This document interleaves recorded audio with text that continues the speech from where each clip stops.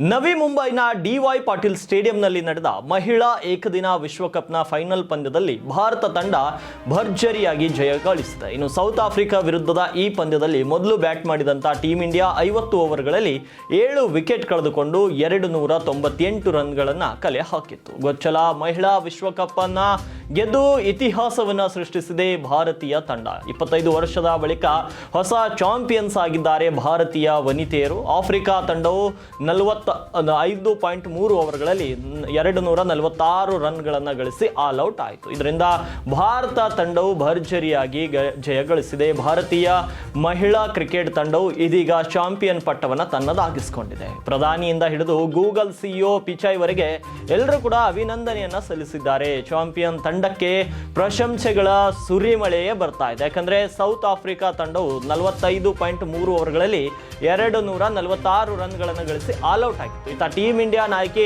ಹಮನ್ Preeth Kaur south Africa ತಂಡದ ಕೊನೆಯ batter ನಾಡಿನ್ ಡಿಕ್ಲರ್ಕ್ ಅವರ ಕ್ಯಾಚ್ ಹಿಡಿಯುತ್ತಿದ್ದಂತೆ ಭಾರತೀಯ ವನಿತೆಯರಲ್ಲಿ ಸಂಭ್ರಮ ಮುಗಿಲು ಮುಟ್ಟಿತ್ತು. ಇದಕ್ಕೂ ಮುನ್ನ 2 ಬಾರಿ ಫೈನಲ್ ಪ್ರವೇಶ ಮಾಡಿದ್ರು ಕೂಡ ಟ್ರೋಫಿ ಗೆಲ್ಲಲು ಸಾಧ್ಯವಾಗಿರಲಿಲ್ಲ. ಆದರೆ ಈ ಬಾರಿ ತವರಿನಲ್ಲಿ ನಡೆದಂತ ಈ ಟೂರ್ನಿಯಲ್ಲಿ ಟ್ರೋಫಿ ಗೆಲ್ಲುವ ಪಣ ತೊಟ್ಟಿದಂತ ಟೀಮ್ ಇಂಡಿಯಾ ಅಂತಿಮವಾಗಿ ಗುರಿಯನ್ನು ತಲುಪಿದೆ. ಇದಲ್ಲದೆ ಸುಮಾರು 25 ವರ್ಷಗಳ ನಂತರ ಮಹಿಳಾ ವಿಶ್ವಕಪ್ ಚಾಂಪಿಯನ್ಸ್ ಅನ್ನ ಪಡೆದುಕೊಂಡಿದೆ. ಕೊನೆವರೆಗೂ ಕೂಡ ರೋಚಕತೆಯಿಂದ ಕೂಡಿದಂತ ಈ ಪಂದ್ಯದಲ್ಲಿ ದೀಪ್ತಿ ಶರ್ಮಾ ಅವರ ಅದ್ಭುತ ಬೌಲಿಂಗ್ ಪ್ರದರ್ಶನ, ಶಫಾಲಿ ವರ್ಮಾ ಅವರ ಆಲ್ರೌಂಡರ್ ಆಟ ಮತ್ತು ಅಮನ್ ಜೋತ್ ಕೌರ್ ಅವರ ಅದ್ಭುತ ಕ್ಯಾಚ್ ಭಾರತಕ್ಕೆ ಗೆಲುವನ್ನು ತಂದುಕೊಟ್ಟಿದೆ. ಇದೀಗ ಚಾಂಪಿಯನ್ ಪಟ್ಟಕ್ಕೇರ್ತಿದ್ದಂತೆ ಟೀಮ್ ಇಂಡಿಯಾ ಆಟಗಾರ್ತಿಯರು ಸಂಭ್ರಮಿಸಿದ ಪರಿಯ ವಿಡಿಯೋ ಸೋಷಿಯಲ್ ಮೀಡಿಯಾದಲ್ಲಿ ವೈರಲ್ ಆಗಿದ್ದು ಭಾರೀ ಮೆಚ್ಚುಗೆಗಳು ವ್ಯಕ್ತವಾಗಿವೆ.